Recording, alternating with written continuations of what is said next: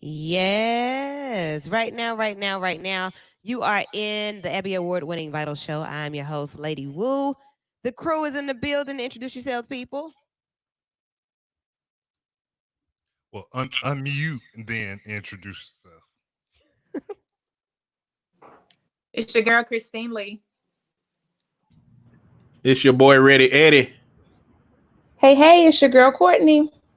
And Sir said the right hand man.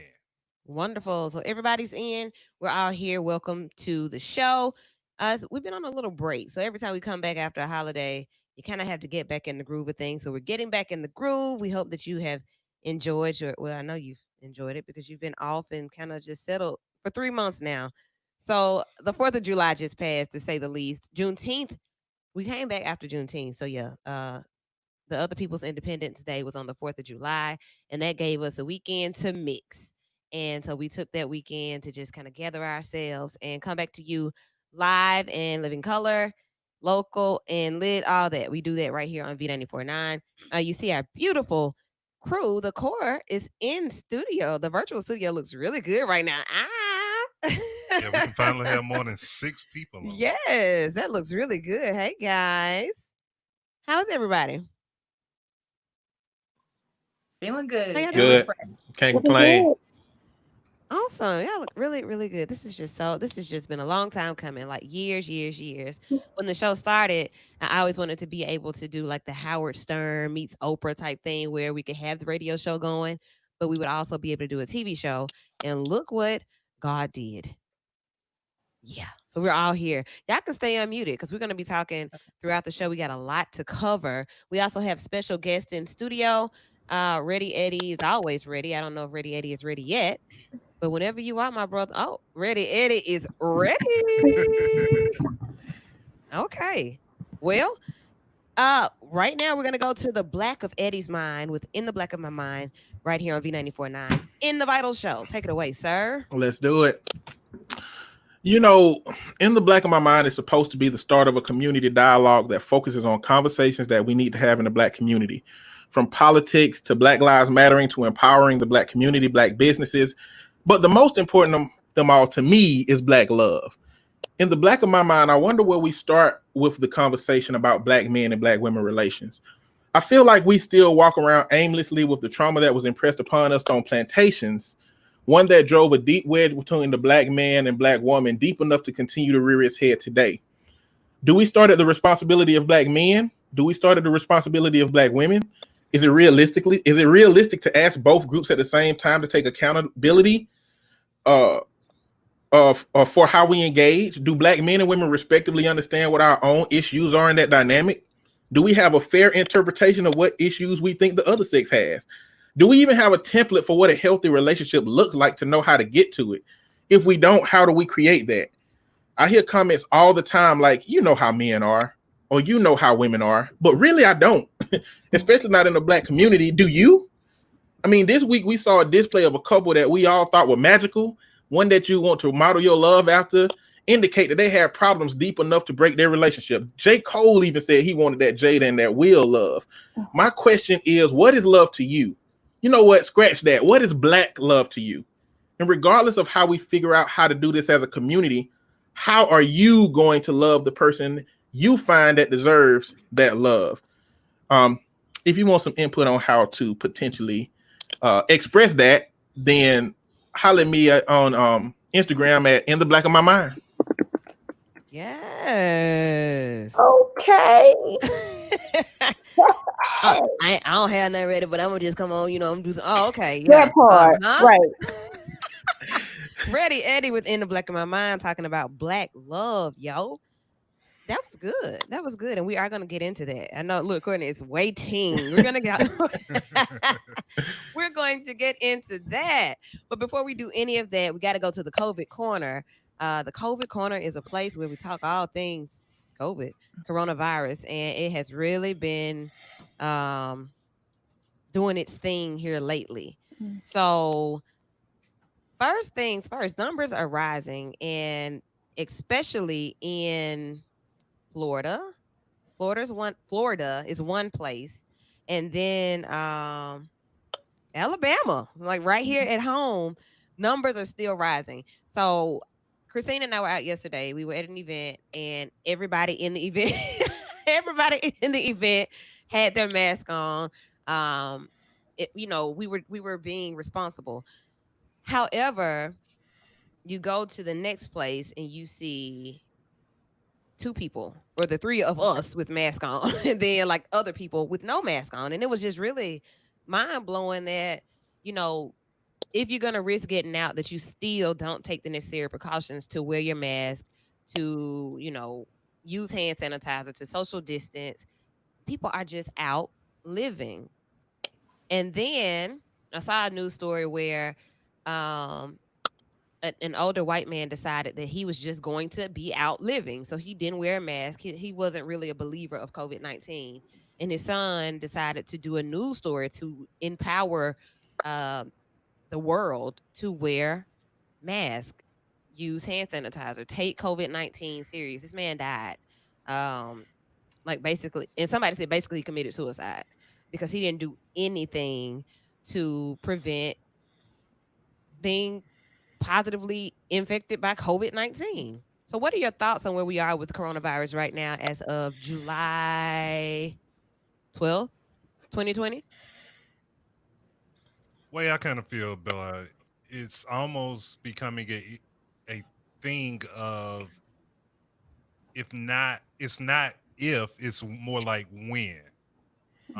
With the numbers spreading and you're looking at kids being forced to go back to school, I think you're going to see more exposure, people coming in contact with those type of things more. So it's it's concerning. Yeah. I'm still not in fear, but it is concerning.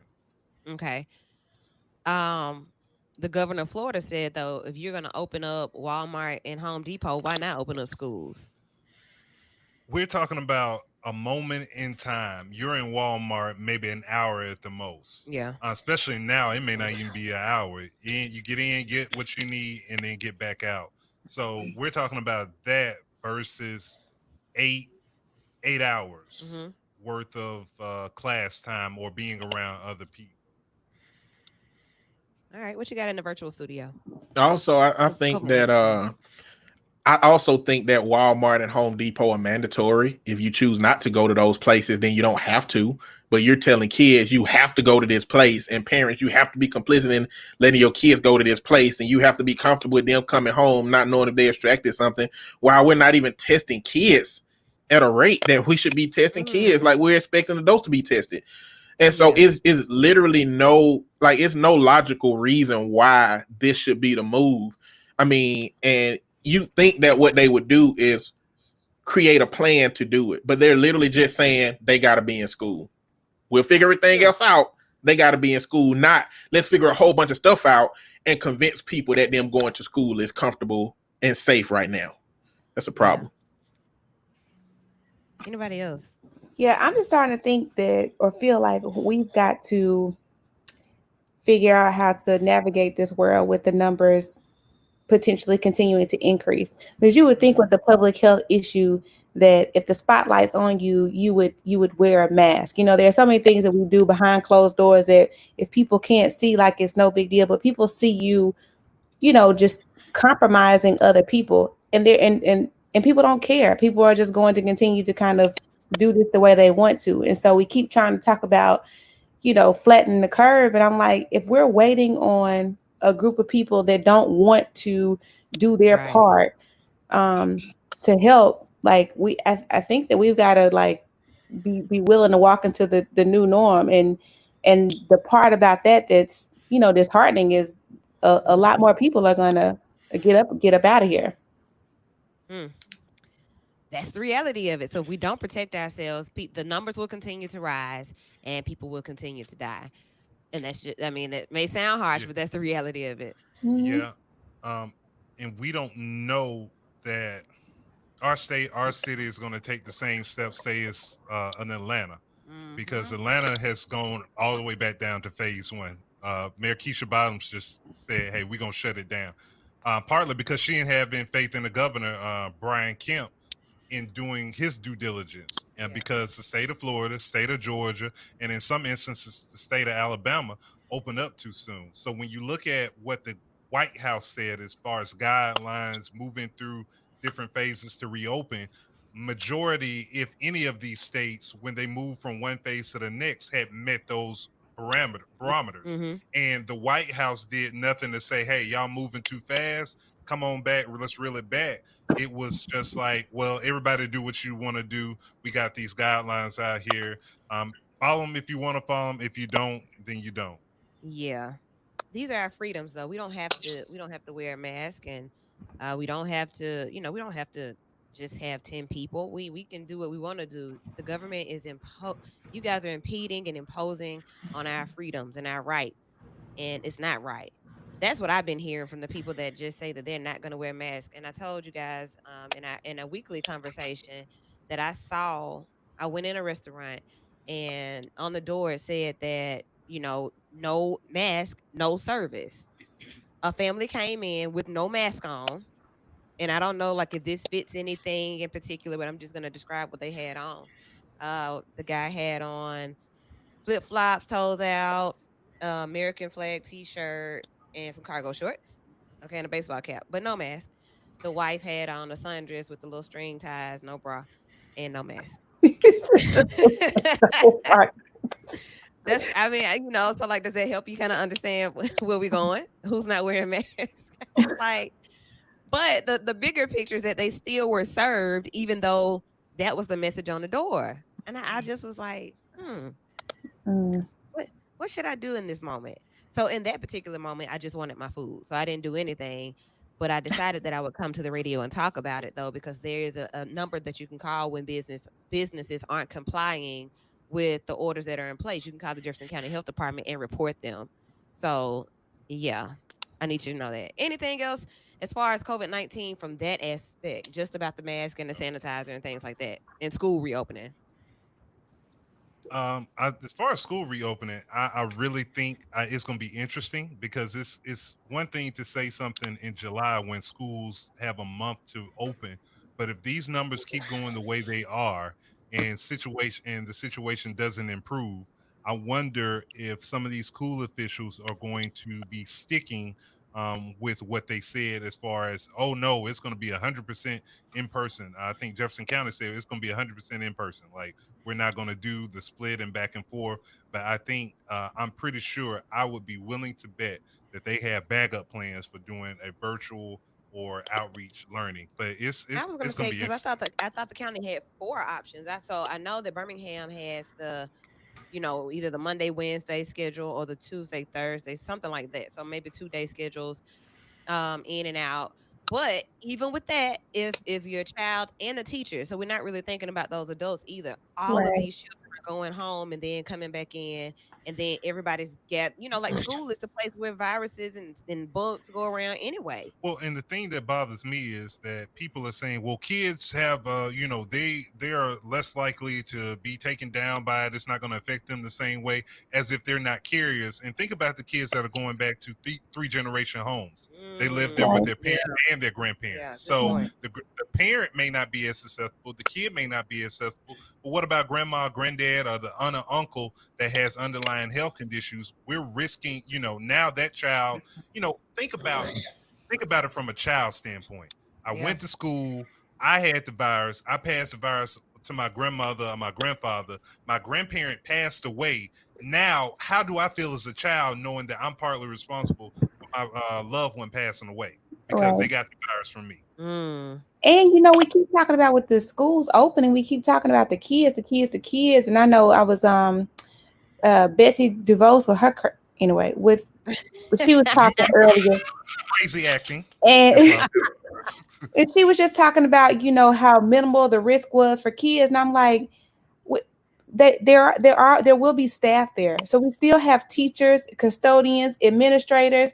So I'm thinking, y'all are so focused on these kids, but I'm like, you take, a couple first grade, second grade teachers up out of here, and then who's gonna come in and teach these babies? So it's Right. like we're talking so much about the kids, but I'm like, there will be adults that are going to be just as exposed in that setting as well, who we know are at greater risk, right now. So it's just it's touchy. It really is. And Yeah. I've Go been ahead. using I've been using like extreme examples. I mean, clearly this is. I mean, people have the luxury of responding this way because we can't see it. But when a virus come out where your eyeballs melt when you walk outside, it would be helpful to have strategies to know how we're going to manage in a society where we can't go outside or we can't be around people. Like right now, we're setting up a system where we're not even prepared for the next time something like this Mhm. happens.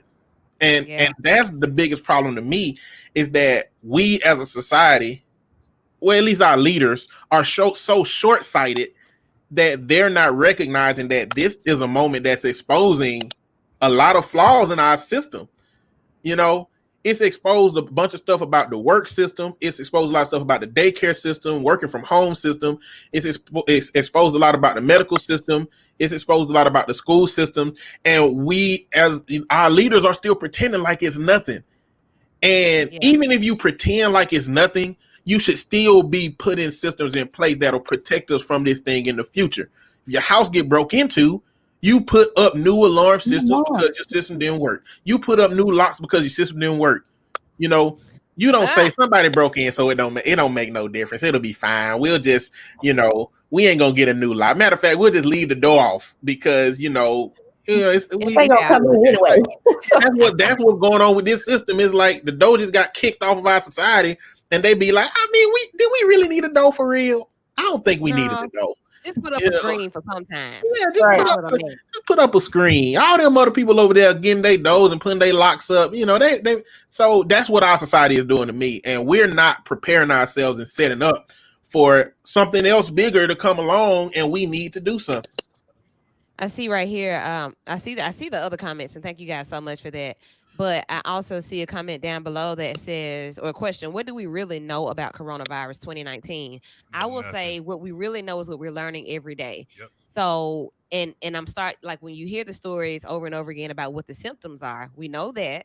Then we know that there are no symptoms for some people. We know that from people that have gone through and that have recovered, some of the difficulties that they had and what it did to their body. One of our cast members um, reached out to his doctor to get more information just to see what does COVID really do to your body. So if my lungs aren't working properly, my heart and my other stuff is having to work harder, and it's not easy. It hurts and it's debilitating. It's fatigue. You're losing your sense of smell and your sense of, I was about to say sight. Oh my goodness, sense of smell and Hey, that may taste. be It next. may be sense of next. It may be sense next. of And I smell feel and like taste. that's just their question. Like, what do we really like? We're hearing a lot of things, and people are, obviously experiencing stuff, but I still every day, I'm just like, Something what new, is it really?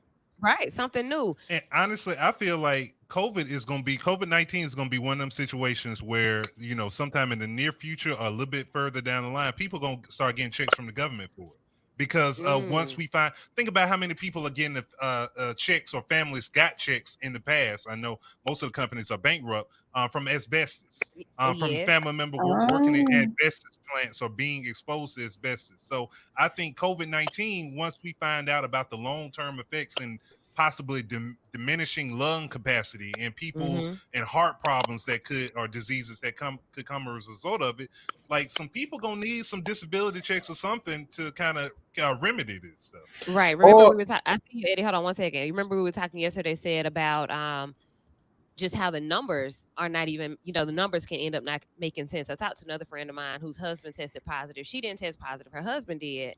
And a friend of hers tested positive and had to get two negative tests before returning to work.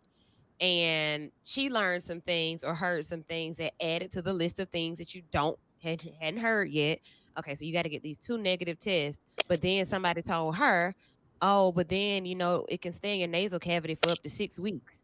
What? We hadn't heard that before. Then we hear it was something else she told me. Oh, we were talking about the numbers. So with the numbers, if I get tested one time and it's positive, and I go back again in this last 6 weeks and I may still be positive, I'm the same person. So that's not a new case, but you've added my number twice. Then she mhm. went and got tested again because she needed two negatives. That's 3 tests per that one person, and they're gonna call those 3 cases, which make our numbers look insanely high. Mhm. So it's a lot of stuff that's happening right now that we have to pay close attention to, things that we're not really thinking about because everybody's trying to just stay clean and stay out the way. I see your comments. What's up there, Wella? We'll come to you in just a second. Eddie, go ahead. Oh, going along with what said was saying, I was gonna let, or they gonna have signs up on all these places everywhere and on applications and everywhere that basically is just say, if you contract COVID-19 at our establishment, we don't, We have claim some- any responsibility for that. I'm already Mhm. doing it. You Yeah, know, and yeah, they're trying to push legislation through. I know specifically for the school systems not to have any liability if a Uh-huh. child is infected with coronavirus. So there has been a number of legislation proposals in Washington that have been going out about trying to protect businesses and trying to protect school systems and colleges and universities Yeah. from not being sued if someone contracts coronavirus. But it's amazing to me that colleges are requiring testing before coming back to campus. But school systems are saying, no, don't. We're not going to worry about testing.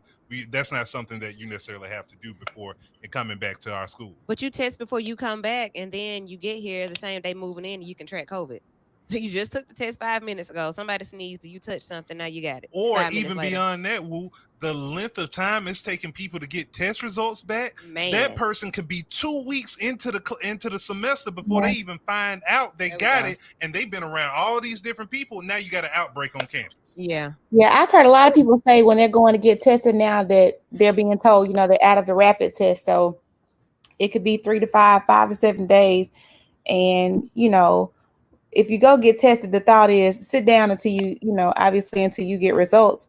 But people aren't doing that. So that time between, getting tested and waiting on your results, I'm sure is a time that people are most definitely transmitting.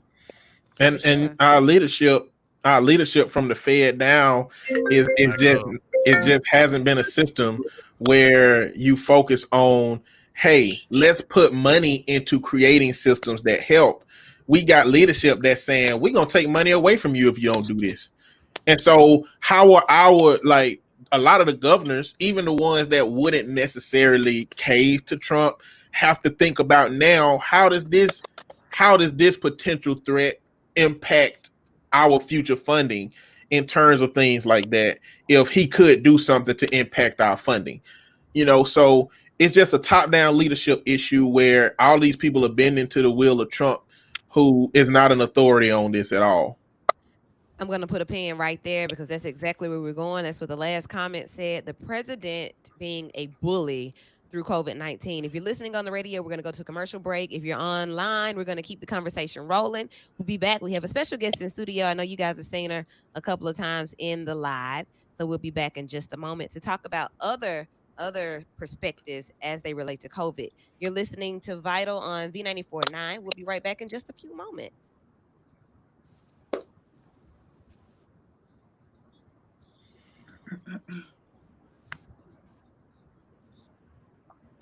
Say it. Can you hear me?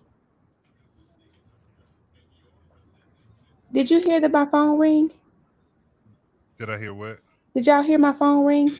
Yeah. Hey, Yes. How do I put my phone on do not disturb, but I guess I should have put it on my computer because the two are linked, but I don't know how to disconnect the two, like when I'm doing Vital. So, while you are go to your spotlight search. so That is there a, that's a is that the launch pad on the Mac? You see that magnifying glass in the top right. Okay. So click on that and then type in "Do okay, not everyone. disturb." I know they're having their conversation, but we are still live. So we want to continue to get your comments about the topic that we're Okay. Okay, you see it when you type it in.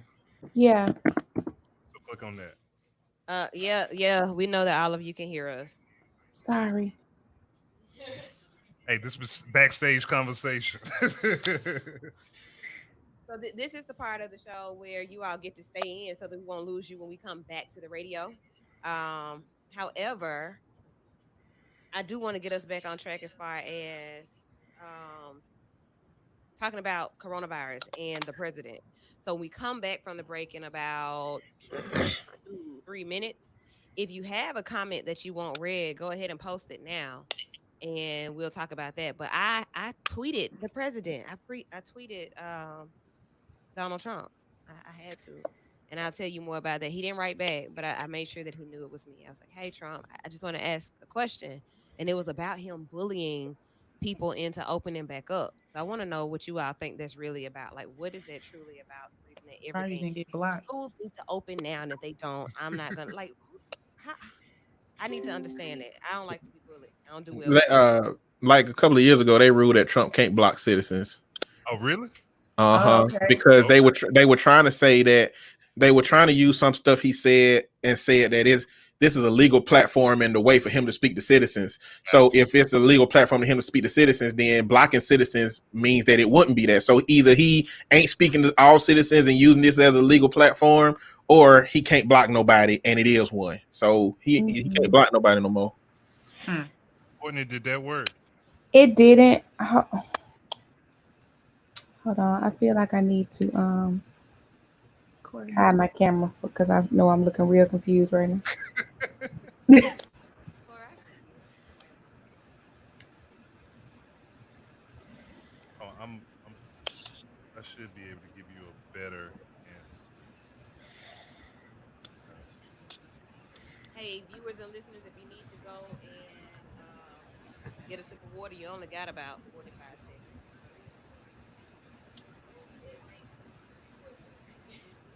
Yeah, I'm what he call the media?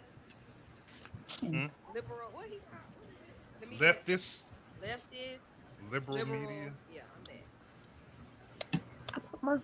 It's disrespectful. What? Oh, Courtney, I'm about to sing you something. I put mine on Do Not Disturb and it's still on.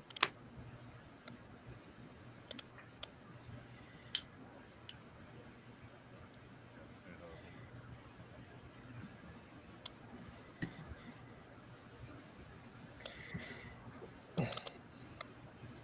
link. And we're back. You're listening to Vital, the Abby Award winning show right here on V94.9.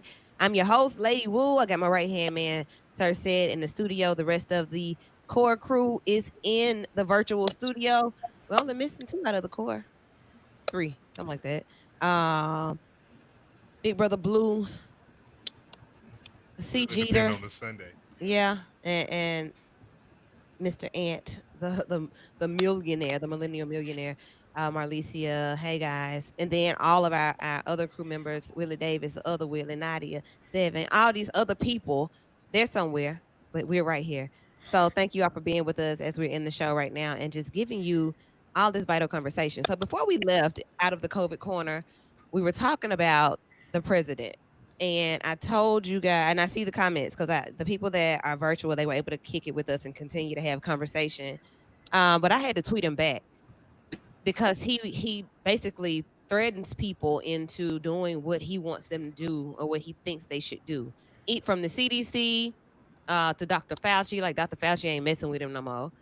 I'm not, he's on he's doing lives with Doug Jones and with other people. I'm not even talking to the president anymore. So he's jumped off the task force, or either they kicked him off. He bullies everybody that doesn't do what he wants them to do. And that's a problem. So if you all don't put your students back in school and you don't open these schools back up, I'm not gonna fund them. So should we sue? Should we sue him? Uh, I wish you could. Well, the Supreme Court said that if he gets subpoenaed, he got to answer this subpoena. He's not above the law. Yeah. But I think the best thing we can do for Mr. Trump is to just go ahead and relieve him his duties in November and just vote him out. That's the best way we can help him. Yeah. Okay. And I know we have like some inches toward that coming up this week where people will get an opportunity to vote. And some of those elections, I mean, they all apply to us, but I know like when it comes to the whole Tuberville and Sessions race, They ain't got nothing to do with most of us. that's happening on the 14th, so you're going to exercise your vote. But there are other things on that ballot as well. Yeah, we got Jefferson County Treasurer. There's a runoff between Rod Scott and I've been seeing Rod Scott signs. I've That's been what it says. seeing the sister sign. I don't want to say her name wrong, so we're gonna get you that Exactly. Yeah. information Hold as on. well. I'm gonna look it up. But I want somebody that's gonna do something. Don't play with my money. And yeah, don't play with my money. Don't go down there playing. You know, we want somebody that's gonna do something. But there's some other things, so we'll get you all of that information before we get off the air. So in the COVID corner, we're gonna talk a little bit more about the numbers, about the president, about the policies, about the loans and grants. We're gonna get back into that. But in studio, we have a young lady who's been waiting patiently to join us. And she's used this COVID time to really be great, to say the least. I was on Facebook scrolling and I just liked the picture. And then next thing I knew, I was a part of a dope project, like something that really made my heart flutter. And I've seen a whole lot of different angles of creativity when it comes to COVID. And I know I've been asking you guys every week that we've been on air, what have you learned this week? What have you done different? Um, being quarantined, anything new that you all have done? Not Or particularly new that I've done, but I've started looking at some like master class courses on some things that I'm trying to understand more and mm-hmm. understand better. So just, taking this opportunity to learn more about a couple of different topics, the stock market being one of them. Okay. Just trying to get a better handle on some of these systems that we govern that right now seem to be, you know, moving our society up and down. We waking up every other day with the Trump decision, like up the market's crashing, and then the next thing you know, it's like the market stabilized. I want a better understanding of what that is. So for me, that's one of my things right now. I like that. I see Tori says she's working on some coding. That's a good one. So we got coding. Anybody else doing something new, something different? I'm kind of like with Eddie. Definitely back in YouTube. school. Back in school? Yeah, I had to get my ducks in a row, so I will be starting back in August. Pray for Awesome. me. Okay. Yeah, we will. But that's what's up though. So continuing with things that you already started and using this time to tighten them up, wrap them up. Yeah. Said you said Yeah. what? No, I was just saying, been watching a lot of YouTube videos just on self education stuff that I'm interested in, stocks and different stuff like that. Finding my own knowledge as opposed to waiting somebody to tell me about it. Hmm. Well, there are so many things that you can do, so many things that we have access to. And I was telling you about the item, but we're going to talk to the person behind the item, the new item in studio. Miss Lisa, how are you? I'm great. So, Lisa's Creations. Tell us a little bit about who you are and what you do. You got to talk in your mic. Well, I'm There from you go. Birmingham, so Hmm. and my Lisa's Creations, I just create things. Most of the things are from the top of my head. I just kind of come up with them. Yeah. After I come up with them, I get a vision, I bring it to life. Okay. But I do things like T-shirts, tumblers. Most of my things are personalized. Personalized clocks, personalized earrings, anything you can think of, Hmm. with a picture on it, I can pretty much do it. So, but during this time, COVID-19, everything's going on. I've been out work, been sitting at home, Hmm. and I decided that I made a Black Lives Matter tumbler, Okay. and people went crazy about it. It's so Like dope. they went crazy about it, and they just had some of the people that has lost their lives to racism, Trayvon Martin. It had a lot of different people on it. Hmm. And after I did that one, and like I said, it was a big thing about it. I was at home one day and I just thought, I was like, hmm, what if I do one for the city, my city? So I asked my boyfriend, I said, what you think? He said, I think you should do it. Do it. I said, okay. And I did it. Uh huh. And when I tell y'all, it has had me, I can't even come up from air sometimes. People, I had a That's lady oh this morning to message me all the way from Maryland. She, wow. yeah, so I will be sending a cup to Maryland. I had one that I have to send to I think it was Virginia, Hmm. Yeah, so I mean, and it's just like I said, it's just big. I really didn't expect it, but you know, So like the power of social media, you just did the first Black Lives Matter one was who? Like who was on it or what was on it? it just had Black Lives Matter. Okay, the And what words. inspired me to do that one was everything that was going on with George Yeah, Floyd. absolutely. So, but it had Trayvon Martin on it, it had George Floyd on it. It had a little bit of history on it and present, like my Magic City tumbler. Mm-hmm. It had who else was on that tumbler? It had a lot of different people on it. Martin Luther King, of course. Uh, Do you have one? I saw one in your hand. I don't Not have the the first one. first one I did, but I do have. This is this is the one. Love it. So if you all are looking at, see, this is when you See, need to it's be got doing like both. this is my Magic City tumbler, Ow! and like I said, it has. To me, these are some people in Birmingham that has inspired me in a positive way. And it's just also some people that we lost, some Yeah. people that we love that we lost. And like I said, some people on a daily, basis, like Lady Wu, Hey, who spread positivity around the city of Birmingham. So, I just and love I it. just took the pictures and I just put them all on one mug, or well, tumbler, or whatever you want to call it. But yeah, and I just brought, like I said, it started off as a vision and a thought, and I brought it to life. And Yeah, it is so dope. it's So if you're been seeing selling. it, Yeah, they've been selling.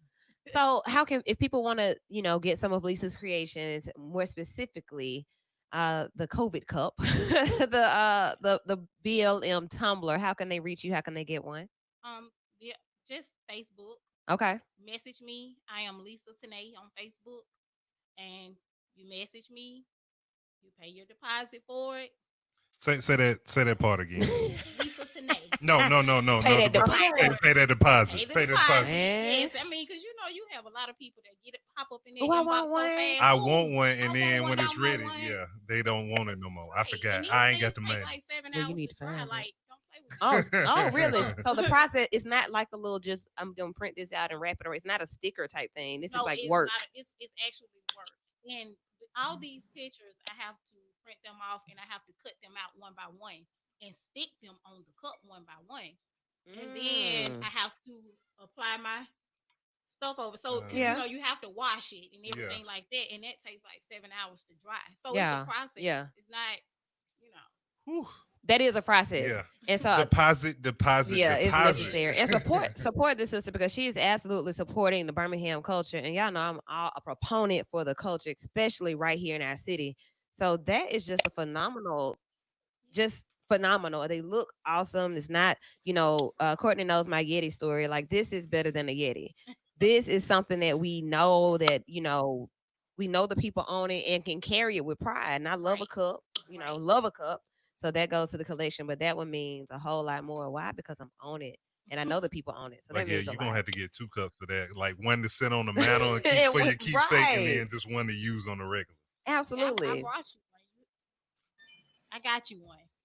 Thank Oh, you so, That's what's so, up. so much. So We love Thank you guests so that bring much. this is gifts. from Lisa's Yes. Creations to Lady Wu. Thanks for having me on the show. Absolutely. I Thank brought you you so one. much. So again, how can they find you to get cups and tumblers and personal items? How can they reach you again? Lisa Tanay. Lisa Tanay. Spell Lisa Tanay. take Tane. Tanay. Do Lisa Tanay. Do you have a Facebook page that we can promote as well, or anything like that right now? Okay, it's still in the work. Look, Like I said, I did not expect the buzz Got it. yeah. behind this, Yeah. but I am going to get Okay. everything together. I see some people in the comments who are interested. So, just moving forward, guys, COVID is a time where you can actually use the time to come up with something that will increase your bottom line.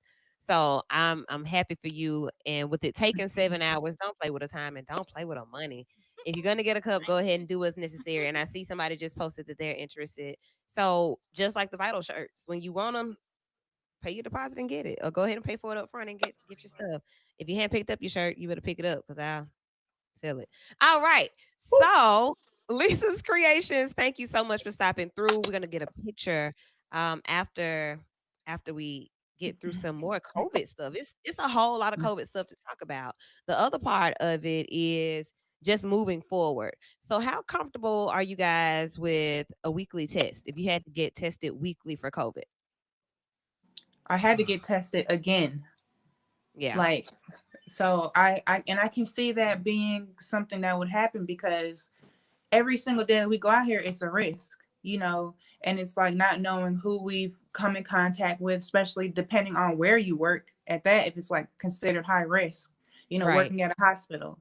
I have someone else now, who did test positive. So I got tested and it was negative, but it Hmm. still is that reoccurring thing of wanting to be sure because, like, I know we touched on before, grandparents and stuff, like my mom lives with me. I have to be careful. So I can see that happening. Yeah. So weekly test, uh all of those factors that Christine just said. What you got, Courtney? I'm just wondering.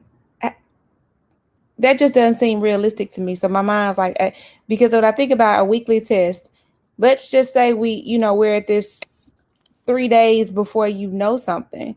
So if Hmm. you're a working person or an essential person and you test and you've got to wait 3 days, and so that's 3 days potentially off of work, and then maybe you find out that you're negative, so then you go back to work for 4 days, and then I feel like we're gonna be on a nurse's shift. I mean, that just seems that just seems unrealistic. But It's a lot, but so like Yeah. Tori said, I'm getting tested weekly. It's reassuring but nerve wracking too. And Tori, if you don't Mm. mind, like going into detail in the comments as to why you would be getting tested weekly, like that would help somebody to understand like who may need to be tested weekly. So I'm not doing it weekly, of course, but No. if I feel that okay, I could have possibly been exposed, or if my sinuses or my asthma feel a little bit different, I'm gonna go get tested. So I've tested twice as well, both tests negative, and still not bad. Like I've heard people comparing it to a pap smear, and I'm like, no, or to a like to the worst of situations that they've encountered. No, like oral surgery, not at all. Nothing like that to me. Like this was really quick, I've easy, heard just the flu test is worse. I had the flu test in January, and I really felt like those people touched my brain. Like I was like, I no, mean, I remember my it's not flu like test that. from being a kid. And Yeah. that's how it, yeah. and like she said, that's how vivid, like I remember, I'm like, man, what y'all doing? Like Where you gotta the go test for that, for the flu and the strep are like really now? like strep is tough. I used to act the whole Yes, fool it with that. Like is. I couldn't do that. I couldn't do Right. that. I guess when you're depending on But this is somebody, different. when you're depending on somebody to do a test where all these people got different head shapes, and then you got to go back. Then some people clearly gonna have a smaller nasal cavity, so it feels like they're about to die when they do the test. Some people might have a longer nasal cavity, and the person on the other side don't know. They just Mhm. jamming the thing in your face. So I mean, I imagine it's In gonna your be a face. subjective experience to everybody based on like how your head shape. But Man, well, I'm I'll weak. say this: Yeah. if if I had to be tested every week, if I thought I Hmm. was symptomatic or had an autoimmune, concerns, or higher risk of their under underlying conditions, I mean, I definitely wouldn't be opposed. But just the idea of being tested weekly, just because I feel like becomes say it again, say it. I said just for the fun of it. Right, like no, I'm good on that. But out of necessity, sure. Yeah. Okay. I see. So I'm posting the comments from what we see now. Nikki said it does hurt. I've been tested 3 times because I have a lot of underlying issues. Tori said, first, I'm immunocompromised, so being tested often just makes me feel better. Also, I'm still coming in contact with others, and both of them are bad. So it like this goes to the new norm. It just really speaks to the new norm that, even if I don't do it weekly, maybe bi-weekly, maybe monthly. Do I need to just have some in my purse? Do I need to keep them in my pot? Like Well, see, and that's what I was about to um, speak to. Like, do they even have enough tests that at first we to didn't. handle this stuff? Because I mean, I don't. I feel like they still don't have enough tests, and Yeah. testing is still a issue in the city. Especially, I mean, not in just in the city, but in the country. Especially when it takes as long as it does, and then you talk about rapid tests and some of the rapid tests have been to found to give false positives. Or they were talking about, I was reading an article talking about some tests sent from the CDC were found to be contaminated. So some people were told, yes, you have coronavirus, but it wasn't accurate because the tests were already contaminated with the disease or whatever the case may be. So yeah, it's a lot. It's a It's And lot. then I think another part of the situation is that, when it's a virus where the solution really is just don't go around people for 2 weeks, some people just not gonna get tested and they just gonna say, I'm not gonna go around people for 2 weeks. For 2 weeks. If well, that's what somebody if the solution is they tell you is don't go around people for 2 weeks, then you all right, then just don't do anything for 2 weeks and then be all right without testing. It or makes it you'll complicated not knowing that much about it. or you'll have people that'll go by like, well, if I got it, then and I'm around other people, if I hear about them getting it, then that's when I'm gonna go get tested and find out because And they then say you'll they be got it. cured because it'll be too late, and you will have spent your incubate. Well, not that's not your incubation time. That's your quarantine time. But so I wonder. That's the next thing. When we get the UAB AVRC back in studio, we want to know about medications. Like, what is it that we should be taking if we feel symptoms, or if I what I'm gathering is that if somebody has a fever with any of the other stuff, they probably have it. The best thing that we can all do is continue to strengthen our immune system by like in making sure we get exercise, Hmm. exposure to sun, taking vitamins, doing the elderberry, drinking. I've heard some people talking about drinking castor oil to run whatever it may be in you out. So just doing Oh. so all kind of different things, whatever can boost your immunity system. Like that's what you got to be doing. But castor oil with that Like, hit a whoa. nerve. Oh, you put Christine out with that one. You see, Yeah. Christine laid all the way like, out. yeah, I'm good on that. So COVID-19 still a very real and vital thing. Stay tuned to us throughout the week and pay attention to the news. Pay attention to your surroundings. Don't be out here living um, YOLO, because you could live longer if you just do what you need to do. Wear your mask, wash your hands. Don't go out unnecessarily. There are some things that we need to go out for and some things that we want to support. But even when you do that, be safe. Be mindful of where you are and who's around. All right. So making sense of the census. We see it on the freeway when we're driving. We see it on billboards. We are hearing about it in the news. But it's kind of like a afterthought now. It's an underthought because of COVID-19. So we want to put some special emphasis on the census and you know just what is it, what it does, what it means, and then we're going to go over into how it can affect the dollar sign. What you got, sir? Say it. Well, just to kind of give a little bit background about the census was started to be able to count and keep a record of every citizen that is in the country. So one of the benefits that has come from the census, and me and Will were talking about this earlier in the weekend or early in the week, is about, I don't know if you've ever used ancestry.com, but when you use ancestry.com or other sites like that, one of the ways that you can find some of your relatives is by census records. So census links to our legacy and what we leave behind and how people can find us in the future or find us, period, as time goes on. But it is a necessary thing. It happens every 10 years. So it is not something that is used to track you as an individual.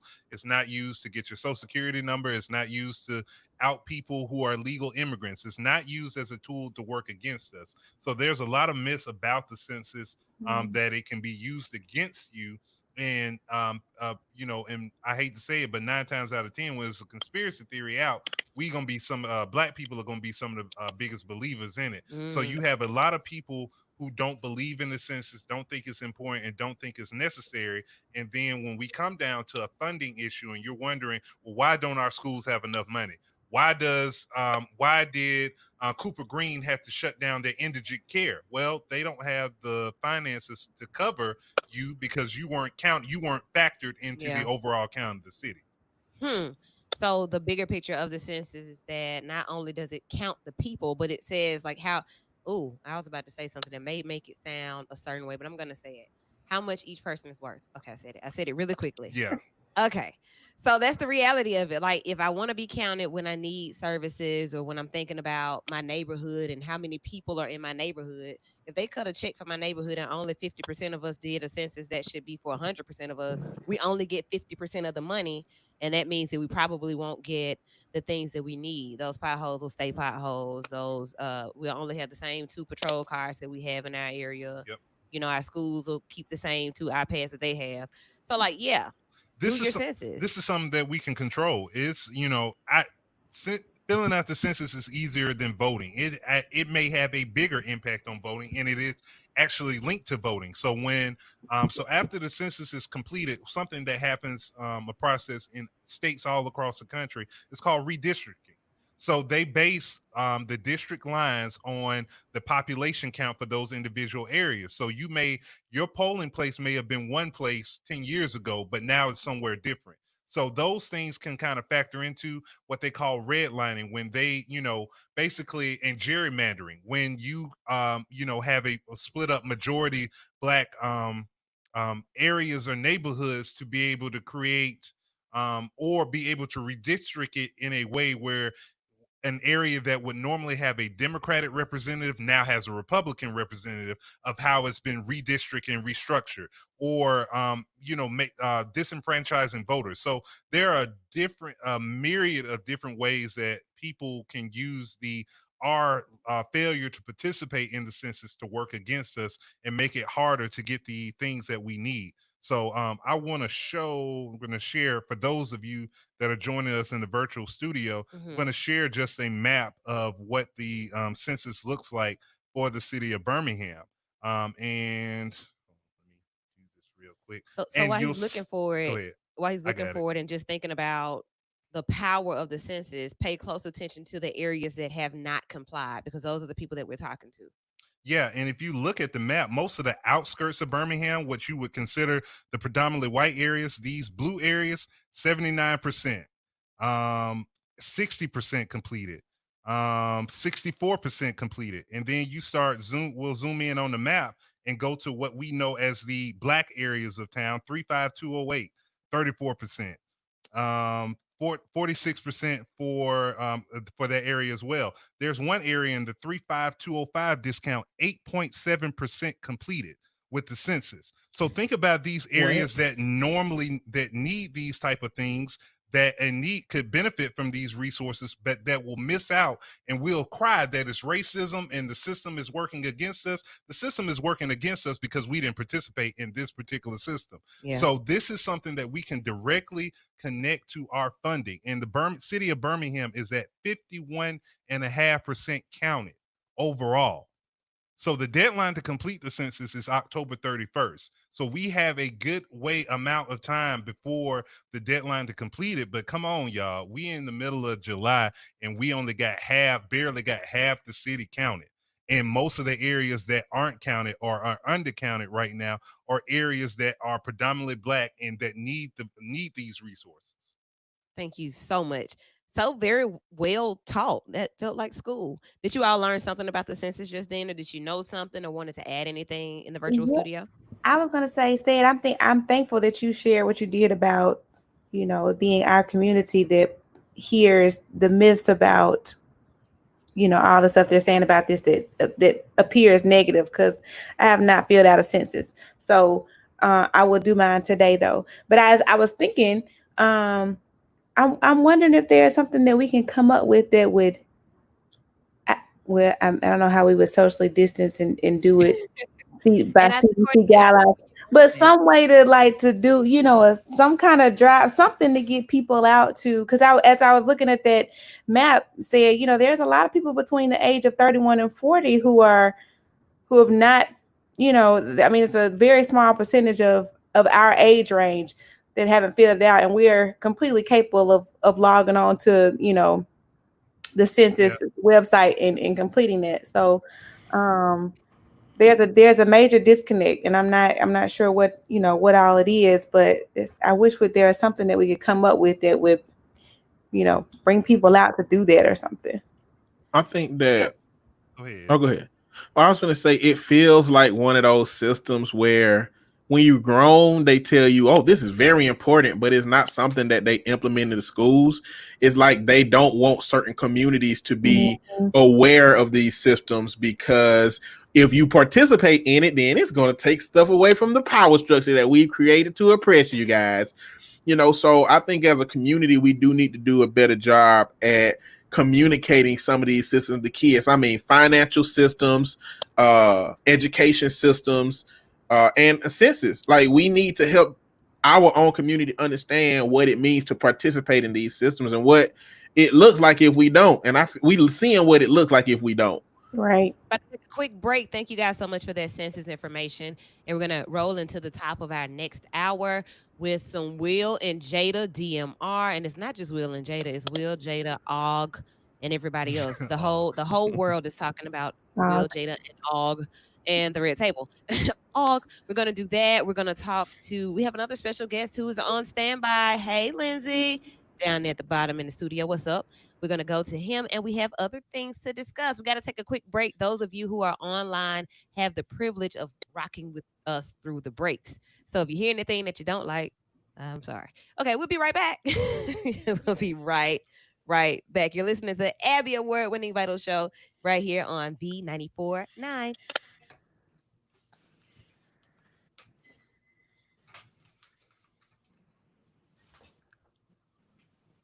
All right, everybody. So mute your mics and we'll be right back. Don't leave if you're in the comments. Just stay there if you're watching. Or if y'all can have a conversation with somebody in the studio if you want to talk to them in the virtual studio. Lindsay, I'm gonna go ahead and add you. Hey. Thank you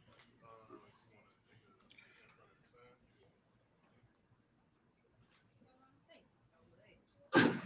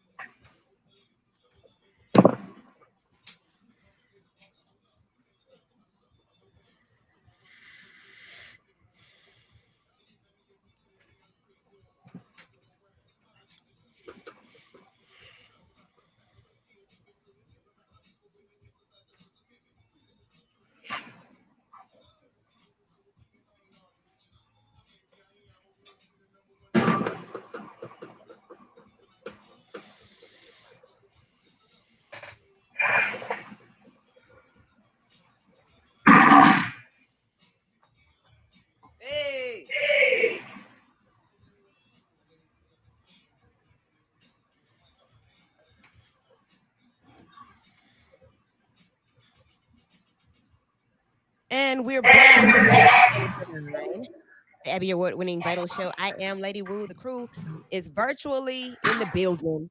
Sir Said is in studio. The right hand man. We hold it down. We tag team this thing.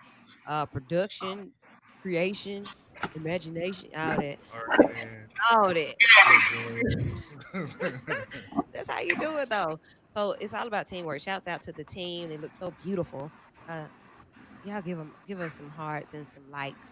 I got Steen over there, Ready Eddie in the middle, Just Court over there hanging out, and we have a special guest at the bottom who just popped in with us. We go way back to D Gump. But you're here for a different reason, and we're gonna get into that in just a moment. Feel free to jump in. I'm not gonna introduce you yet. We're gonna wait till your part to introduce you, but let's do some backstory. So all right, let's see how we want to start this thing off because with so much conversation, and people have had the conversation about the Smiths all week, and I guess for this past several weeks, but they don't do it like we do it. We take conversations to a whole nother angle, and we look at some other things that people may miss or may talk about differently. So, for those of you who don't know, Will and Jada Smith and Aug. So, August Alsina is a an artist. He's an artist, musical artist that I'm trying to see. It's never to it 'cause I love you. That's the song. I'm just trying to like help people know. You know what I'm saying? Google August Alsina and find out who he is. But basically, there have always been speculations and different conversations about the type relationship, the type marriage that Will and Jada Smith have. J. Cole made a song said he was looking for that Will and Jada type of love, and I don't know if he really knew what it was or if he's cool with it how it is. I don't know. I don't know if they have a standard traditional marriage or if they have an open marriage. We don't know if they're swingers. We don't really know. But a lot of people have come up with a lot of different things. And this week, Jada sat at her own table with her own husband who said that there was a time when he didn't even think he was going to talk to her again. So it got so real, and we may even play some clips for you, or either you can go pull them up so that you can hear what it is. I shared it on the Vital Show page, but that's the short of it. So August Alsina did an interview with another personality from another station that he was pouring his heart out. It was almost like a therapy session minus a therapist, but he was really going in. And he was just telling about shade. He was telling about how heartbroken and hurt he was at this relationship with Jada Pinkett Smith. I don't know if he was upset that it ended or he just wanted to talk about it and Well, what it did to him. he was trying to say basically he got a lot of backlash. There was a song that he named Yeah, Korean which is her middle which is her name. middle name, and had a video that had some text messages from her and a female actress in there that or actress that looked like Jada. Yeah. So he's saying, and he came out and said, "No, it's not about Jada. It's not about her. This was about just a song I wrote." So as a result of that, he was saying that he got a lot of backlash, and people were trying to say he was a home wrecker and he was Yeah. doing this, and the third. So he felt the need now to speak out and speak up to save his career and kind of remove some of that blemish he got from that. From the interview. So before we dig all the way in, I really want to make it very plain for those who don't know, because we have to think about how diverse our audience is. Some people have no clue about what we're talking about at all. So in in in totality of the whole situation, for as much as the public knows, um, Will and Jada's relationship is different to say the least, because I haven't spoken with them, in a long time. So I really don't know what they're doing now. But I do know that they ain't kicking it how other couples are kicking it around here. Well, I can't say that either. But the Well, standard, look, I can't say that. The traditional relationship where husband and wife are together, and if wife is not satisfying husband or husband is not satisfying wife, that they don't step out and have somebody on the side. Although Jada says that this happened while they were separated. Mhm.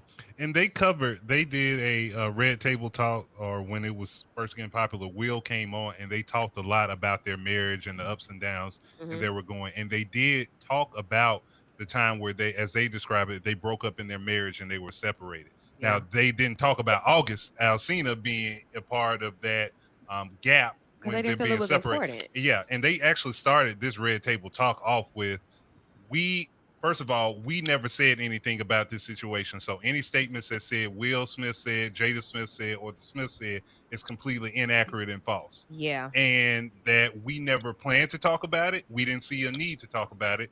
But as Will said, Black Twitter got a hold of it, and it was the situation where now we got to talk about it. All right. So now we got to talk about it. I gave my commentary. I did a whole assessment on what I saw, and I'll post it and share it with you guys later. But for those of you who are in the virtual studio and even in the comments, what did this whole thing say or prove? Or teach you? I mean, like, what does it matter to you? Does it even matter to you? To me, it doesn't. At whatsoever. I never felt the need, and even what kind of rubbed me the wrong way was that people felt like, Jada, you can't just give us 12 minutes. You need to go more into detail about what happened and how this. Like, why do they owe us this? That Y'all get into relationships and situationships all the time, bounce in and have folks all posted on your Facebook, and this my boo and this my bae, and then you get ghosts on Facebook, and then next thing you know, the pictures disappear, and you got this new man, or you ain't got no man at all, Well, this and don't want nobody to entanglement, ask no we're question. not Will and Jada. We're not actors. Everybody wasn't in it. We don't have an arc somewhere that's like heartbroken and making posts about us either. To, So they're public. to me, You this got is a whole red I mean, table. it's an ordinary situation. This is a regular people problem that is only amplified by their celebrity and their money. If this was Hmm. any other couple in Birmingham that people didn't know, Y'all would be or screenshotting it and sending it to my fiance like you do already. Who? but woo, you're a celebrity, you're a public You figure. are a local select. Will and Jada. But you still local Lady Wu, and people love local Lady Wu. And any public figure, whether it be a local public figure, a national, regional, whatever the case may be, people feel once you get that public figure status, Hmm. people feel like they are entitled to know what's going on in your life and what are the dynamics behind it. So Mm. people feel entitled to know what's going on in Will and Jada's life and August's life, even though it can be a regular situation, because they want the tea and they want the juice. All Well, right, and what you I got? also think that, with Jada starting this whole red table talk and allowing herself to be so transparent when this came about. I mean, I know one of my comments was, "I'm ready for her to go to the red table." Um, and address it. So I think that that's for me, because celebrity business. I mean, obviously you're like, oh, okay, it's it's kind of a thing, and you hear about it in this conversation piece. But I think specifically for them, for me, it was, this is what you do. Like, you have put this platform out here where you talk a whole lot about your most intimate things within your family, within your relationship. So of course, when this hits the fan, how you're going to be so transparent and so open and then not address this, what I think would have Right. definitely been alarming for people. So she put that platform out there. Like, we didn't do that for them. She did that. Right. And Tori said, however, don't come to the table with nothing to say. Like I mean, I 50 think minutes. it. Like the vital show. What you doing? Give I us the think it. tea. I mean, in that assessment, I think it does make a difference that a lot of that healing had been done before she started the red talk. So I'm pretty sure that they did a whole bunch of work before they decided we're gonna be transparent about our family and talk Mhm. about Yeah. what was gonna be on the table and off the table. But I mean, from my perspective, I feel like it. A lot of people looked more deeply into it because they wanted a story. I mean, Yes. at the end of the day, Jada Pinkett helped a friend. Her marriage was struggling. She was hurt. Friend became boo. She reconciled her marriage back, and now somebody bring it up 4 years later. But look, So it's like, and you said she helped a friend. So that's another note that I made about, Will, because Og was sick. And then she says, oh, real sick. When did they become doctors or healers? Like, that's the part I'm missing. She Well, and that's said what she felt. and I that's I my. I needed Oh, sorry. somebody to feel. Did she say feel? I wanted to feel better. I wanted to feel Sound good like because she it was had been sick. so long. Yeah, Well, and she but she didn't was. realize She that's what said she that. was. Yeah. Okay, so I must have been just taking notes on that part. But I'm just still trying to see what kind of healer are you, or like how did so if somebody's out there that's sick listening right now, and then they come to me and I do what? Like I can do something therapeutically in my profession, But when they say he was sick and we were like, I want to know what that. I do want to know what that What they is. Yeah, said he had a lot of physical sickness, And number one, that's what I'm trying to and see. they connected him with resources. There were physical sickness, there was addiction, there was other things involved, and they connect, as they said it, they connected him with resources to be able to get better. I think we're Where do making you it so buying much that? more complex. I think that this is what all people in relationships do. There is Yes. something about relationships that there's something that's working. So whether it's dysfunctional or functional, if I have a void, I've never, my daddy was never in my life, and now I got this man figure that wants to be in my life, whether or not you're good for me Okay. or not. Like, this just feels good to me. This is, you're feeling a void. You've come in and you've done something that I've not experienced. And again, has nothing to do with like function or dysfunction or you being, a therapist or A any healer. kind of credentialed Yeah. person. You meet me with what I think I need, and it's fulfilling. So, and a lot of times the worst relationships happen in that because we're seeking something when we're not at Mm-hmm. our Yep. best, and then we connect with that, and here we are in a dysfunctional relationship that Entangled. in the word of 2020, and now it's entanglement. Yeah. I think It makes that, sense. I mean, going along with that, I think that the biggest issue with that is that how you respond makes a difference. If you feel like you believe you're helping heal that person and you're potentially taking advantage of your position versus is I'm not regarding myself as a healer. I'm a lateral person that's just been hurt before and has some experience with hurt, and I'm helping a friend through their hurt. And I think a lot of people took on it as she is somebody that painted herself as an authority that was helping him from this vantage point, which has led people to say that she was predatory. But I hadn't interpreted it that way. I mean, just like any of us who go to a friend house who we need to vent and have a session, I just look at it as he found some people that he trusts, that was a lateral move that helped him get resources, and the situation they was going through just put him in a place that created the circumstances it created. And Yeah. Now, people from the outside, I feel like wanting that good story, that good, oh, this is a good tea situation, are the ones who came out and said, well, it makes a better story if Will is hurt. It makes a better story if she's a predator. It makes a better, all of the things that make a better story is what created the narrative, instead of just there's a woman that was hurt in her relationship that they said they're gonna be in forever and it's broken. And what do they do? And that's all it DMR was. topic. People look for a good story. Yeah, yeah, DMR topic. and I'm a agree with Eddie that I don't feel like she was trying to build herself as an authority. I feel like she recognized his hurt and could relate to that hurt and felt like she could be a resource for him to kind of talk through that hurt Okay. without really realizing that she wasn't fully filled. I Now I buy that. will disagree with him on the predator standpoint. I feel like Jada was being a predator in that situation. She knew that boy had mama issues and was looking for a mother figure to kind of fill a Mm. void or a role. And she knew he had some vulnerabilities, but in her quest to feel good and feel something, that was a younger man who probably displayed some level of intimacy that she may have been missing out on, whether it was physical, emotional, mental, whatever the case may be. And as opposed to saying, whoa, let me not latch on to him because this brother ain't in a good place right now. Yeah. I wanted to feel good. He makes me feel good. He's willing. Will has basically said like he's over the relationship. He don't want to speak to me no more. I need something to make me feel better. And Og played the role for that. And then when he started realizing, wait, you're not done with your husband like you said you done with your husband, and saw that she was working to reconcile the marriage, he decided to ghost and say, I don't want nothing to do with you. So look, in this Well, moment, But I'm gonna listen, be that said, so when friend. you Hold on, say, y'all. I I'm gotta gonna be push that back. friend. I got you. I'm gonna be the friend though that asks just to shut all this up. How you pick him though? I'm done. But that's what I'm saying. So my pushback is, so your question, how do you pick him? When you talk about a predator, you're talking about somebody who positions themselves to be in a situation to directly target that person. We right, don't have the information to Okay. know if she looked from the beginning and said, I'm finna find me a little 21-year-old something with mama issues, and that's gonna fix my problems. Because Okay. earlier videos show that August Alsina, Will Smith, and Jada was engaging with each other as a friendly thing. So I'm thinking more along the terms of Mhm. they sought to help him originally, and it transformed into something, which makes her less a predator and more maybe her codependency, as she framed it, put her in a position to capitalize on that moment.